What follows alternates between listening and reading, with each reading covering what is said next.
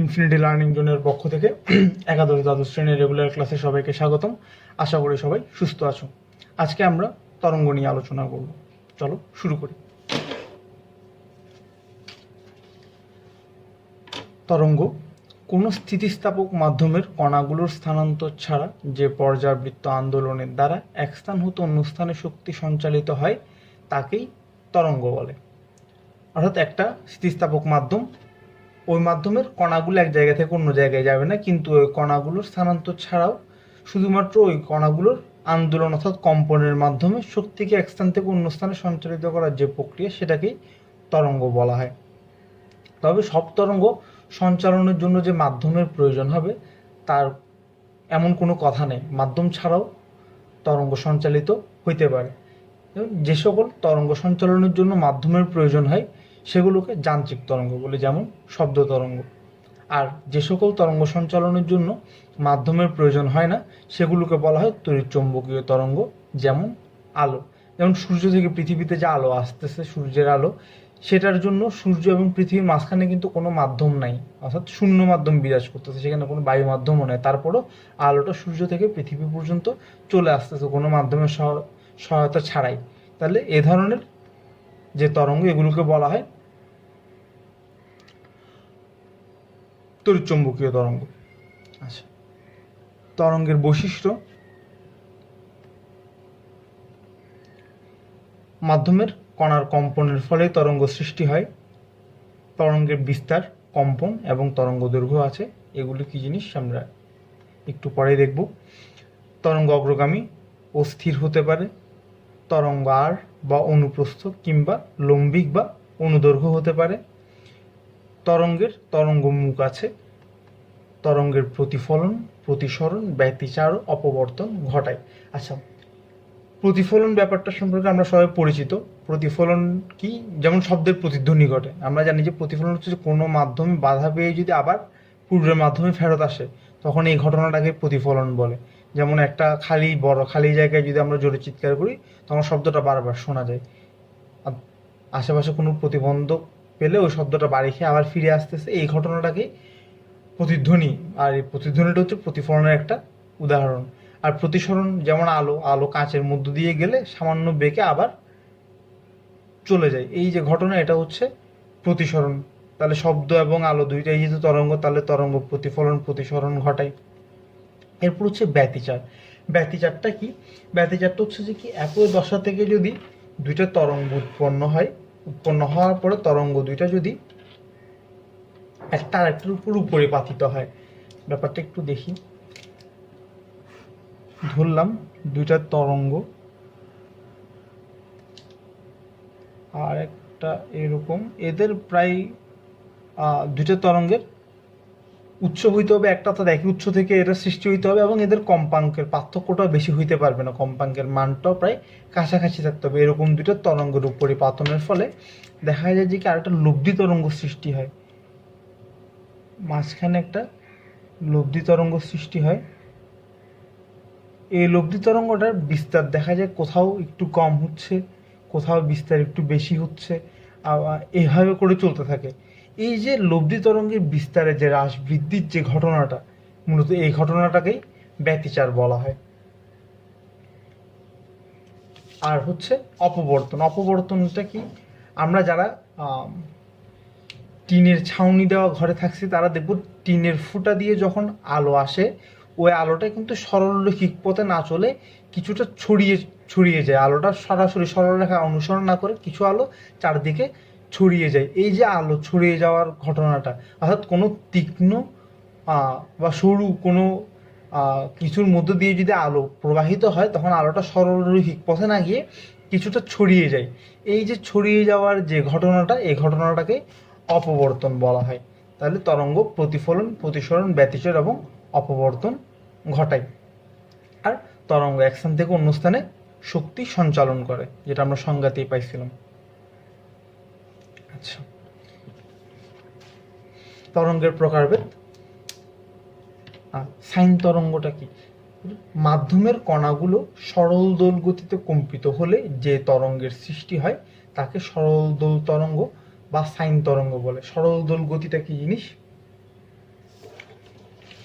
যদি কোনো কণার গতিটা এমন হয় যে সেটা তার গতিকালের একটা নির্দিষ্ট সময় একটা নির্দিষ্ট দিকে এবং বিপরীত যে বাকি অর্ধেক সময় থাকে সে বাকি অর্ধেক সময় পূর্ব গতির যদি বিপরীত দিকে চালিত হয় তখন এই ধরনের গতিকে সরল দোল গতি বলে। যেমন ওই যে ঘড়ির যে পেন্ডুলাম, সেটা কি হয়, একটা নির্দিষ্ট সময় একটা নির্দিষ্ট দিকে এবং বাকি অর্ধেক সময় তার বিপরীত দিকে চলে। এ ধরনের যে গতি একটা সময় একটা নির্দিষ্ট দিকে এবং বাকি অর্ধেক সময় সেই গতির বিপরীত দিকে চলে, এ ধরনের গতিকে সরল দোল গতি বলে। এবং এই ধরনের সরল দোল গতি সম্পন্ন কোনো কণার কম্পনের ফলে যে তরঙ্গ সৃষ্টি হয় সেই তরঙ্গকেই সাইন তরঙ্গ বলে। এই সাইন তরঙ্গ দুই প্রকার, একটা হচ্ছে আর বা অনুপ্রস্থ তরঙ্গ, আর একটা লম্বিক বা অনুদৈর্ঘ্য তরঙ্গ। আর বা অনুপ্রস্থ তরঙ্গ যে তরঙ্গ গতির অভিমুখ মাধ্যমের কণাগুলোর কম্পনের অভিমুখের সাথে উলম্ব হয়, অর্থাৎ কণাগুলোর কম্পনের দিকের সাথে লম্বভাবে যে তরঙ্গ এগিয়ে চলে তাকে আর তরঙ্গ বা অনুপ্রস্থ তরঙ্গ বলে। ব্যাপারটা কেমন, এই যে এই একটা তরঙ্গ আমরা এখানে দেখছি বা আবার আঁকি, এই যে একটা তরঙ্গ, এই তরঙ্গটা কি হচ্ছে,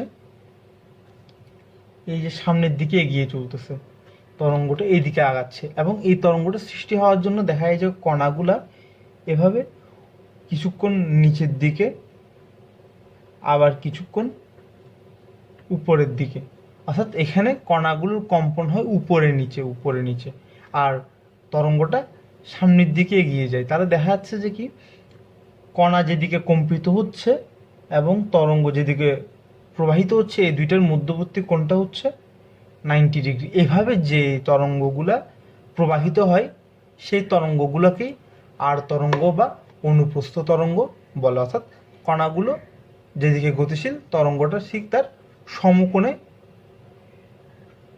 এগিয়ে যায়, এ ধরনের যে তরঙ্গ সেই তরঙ্গগুলোকে আর বা অনুপ্রস্থ তরঙ্গ বলে। সকল ধরনের আলোক তরঙ্গ বা তড়িৎ চুম্বকীয় তরঙ্গগুলো হচ্ছে অনুপ্রস্থ তরঙ্গ।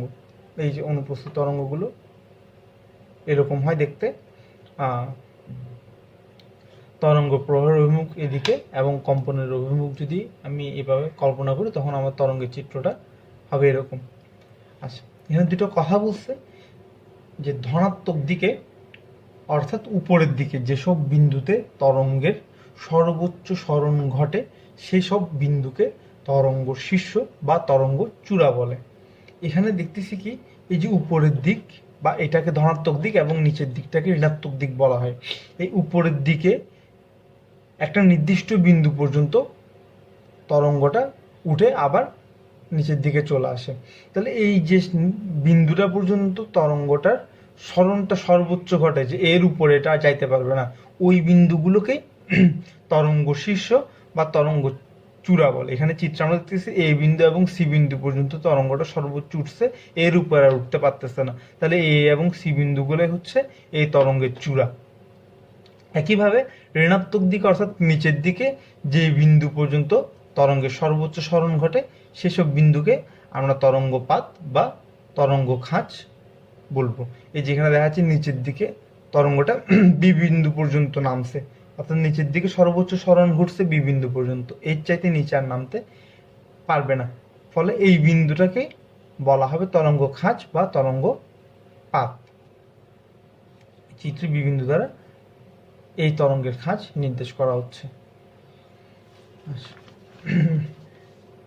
এরপর হচ্ছে আর তরঙ্গের বৈশিষ্ট্য। প্রথমে মাধ্যমের কণাগুলোর কম্পনের দিক তরঙ্গ প্রবাহের দিকের সমকোণী হয়। তরঙ্গ প্রবাহ মাধ্যমে তরঙ্গ শীর্ষ এবং তরঙ্গপাত সৃষ্টি করে। পরপর দুটি তরঙ্গ শীর্ষ বা পরপর দুটি তরঙ্গপাদের মধ্যবর্তী দূরত্বকে তরঙ্গ দৈর্ঘ্য বলা হয়। এই যে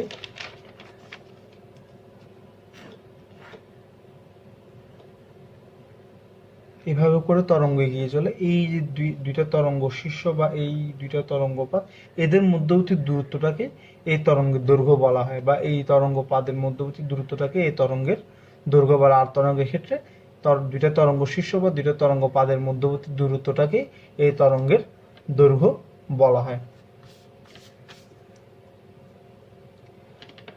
আর তরঙ্গের দরুন মাধ্যমের সমবর্তন বা পোলারণ ঘটে। সমবর্তন বা পোলারণ ব্যাপারটা কি?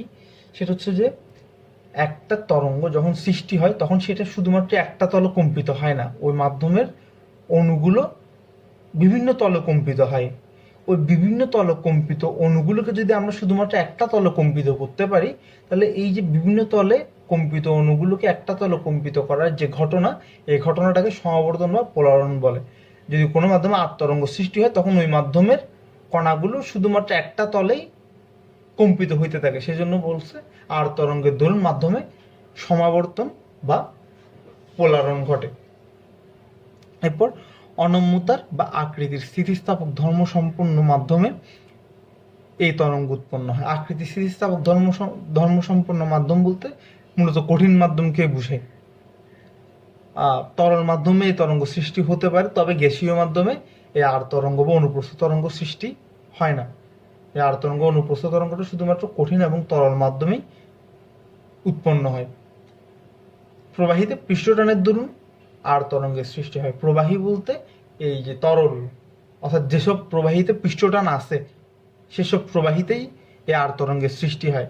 অন্য কোনো প্রবাহীতে, প্রবাহী বলতে মূলত তরল আর বায়ুকে বোঝায়, কিন্তু বায়ুতে পৃষ্ঠটানটা কাজ করে না। পৃষ্ঠটানটা শুধুমাত্র তরলের ক্ষেত্রেই কাজ করে, সেই জন্য তরল মাধ্যমে এই আর তরঙ্গে সৃষ্টি হয়। যেমন আমরা একটা পানিতে যদি ঢিল মারি দেখা যায় যে পানিতে ঢেউ সৃষ্টি হয়। এই যে ঢেউটা, এটা একটা আর তরঙ্গ, এবং এই ঢেউটা সৃষ্টি হয় কারণ পানির অণুগুলোর মধ্যে পৃষ্ঠটান নামক একটা ধর্ম কাজ করে। এই ধর্মের জন্য পানিতে ওই তরঙ্গটা সৃষ্টি হয়। এরপর লম্বিক তরঙ্গ বা অনুদৈর্ঘ্য তরঙ্গ। এখানে কি হয়, যে তরঙ্গের গতির অভিমুখ মাধ্যমের কণাগুলোর কম্পনের অভিমুখের সমান্তরাল হয় ওই তরঙ্গকে লম্বিক বা অনুদৈর্ঘ্য তরঙ্গ বলে।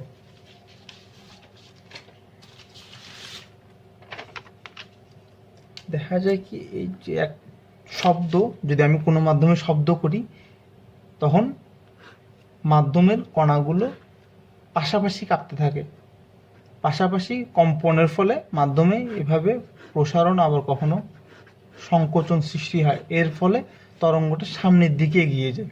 তাহলে এখানে দেখা যাচ্ছে তরঙ্গর কণাগুলো যেদিকে কম্পিত হচ্ছে আমার ঠিক তার সমান্তরাল দিকেই আমার তরঙ্গটা এগিয়ে যাচ্ছে। এখানে কণাগুলো সামনে পিছনে কম্পিত হচ্ছে, ফলে ওই মাধ্যমে প্রসারণ এবং সংকোচন সৃষ্টি হয়। প্রসারণ এবং সংকোচন সৃষ্টির মাধ্যমে এই তরঙ্গটা সামনের দিকে এগিয়ে যায়। তাহলে মাধ্যমের কণার কম্পন যেদিকে ঘটে ঠিক যদি তার সমান্তরাল দিকে আমার তরঙ্গ এগিয়ে যায়, তখন ওই ধরনের তরঙ্গগুলোকে অনুদৈর্ঘ্য বা লম্বিক তরঙ্গ বলে। যেমন শব্দ তরঙ্গ, স্প্রিংয়ে সৃষ্ট তরঙ্গ, বাঁশির সুর ইত্যাদি অনুদৈর্ঘ্য তরঙ্গের উদাহরণ।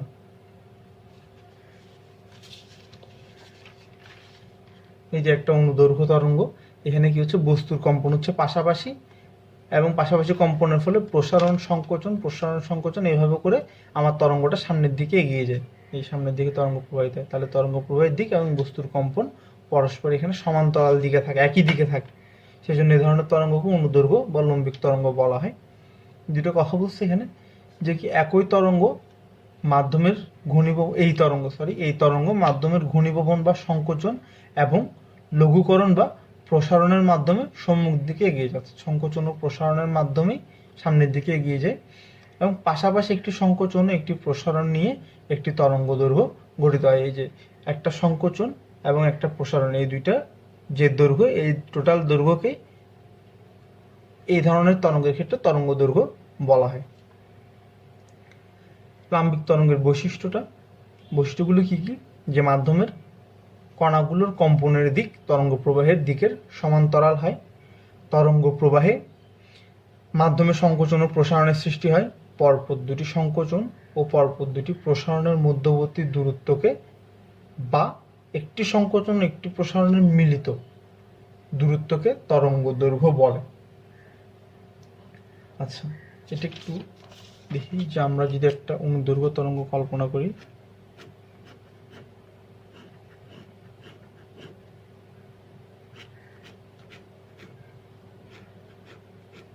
এরকম সংকোচন প্রসারণের মাধ্যমে এগিয়ে যাচ্ছে। এখানে বলছে যে পরপর দুইটা প্রসারণ অথবা পরপর দুইটা সংকোচনের মধ্যবর্তী দূরত্ব। এই যে এই প্রসারণটা যেখান থেকে সৃষ্টি হয়েছে সেখান থেকে এই প্রসারণ সৃষ্টির আগে পর্যন্ত যে দূরত্বটা, পরপর দুইটার প্রসারণের মধ্যবর্তী দূরত্ব, অথবা এই সংকোচনটা যেখানে শেষ হয়েছে সেখান থেকে এই সংকোচন যেখানে শেষ হয়েছে ওই পর্যন্ত যে দূরত্বটা, এই দূরত্বটাকে তরঙ্গ দৈর্ঘ্য বলা হয়। অথবা কি বলছিল, একটা প্রসারণ একটা সংকোচনের, অর্থাৎ দুইটার প্রসারণের মধ্যবর্তী দূরত্ব মানে হচ্ছে একটা প্রসারণ একটা সংকোচনের মিলিত দূরত্ব, বা দুইটা সংকোচনের মধ্যবর্তী দূরত্ব মানে হচ্ছে একটা প্রসারণ একটা সংকোচনের মিলিত দূরত্ব। এটাকেই তরঙ্গ দৈর্ঘ্য বলা হয় এ ধরনের তরঙ্গের ক্ষেত্রে। এরপর মাধ্যমে এর সমবর্তন বা পোলারণ ঘটে না। স্থিতিস্থাপক ধর্মসম্পন্ন মাধ্যমে এই তরঙ্গ উৎপন্ন, অর্থাৎ সব ধরনের মাধ্যমে, কঠিন তরল ও বায়বীয় যে কোনো মাধ্যমে এই তরঙ্গগুলো সৃষ্টি হয়। ওই মাধ্যমে যদি স্থিতিস্থাপক ধর্ম থাকে তখনই ওই মাধ্যমে লম্বিক বা অনুদৈর্ঘ্য তরঙ্গ সৃষ্টি হয়। তাহলে আমাদের আজকের ক্লাসটা এতটুকুই। তোমাদের যদি কোনো প্রশ্ন থাকে বা কিছু না বোঝার থাকে তোমরা অবশ্যই কমেন্ট করে জানাবে। সবাইকে আগামী ক্লাসের আমন্ত্রণ জানিয়ে এখানে শেষ করছি। ধন্যবাদ।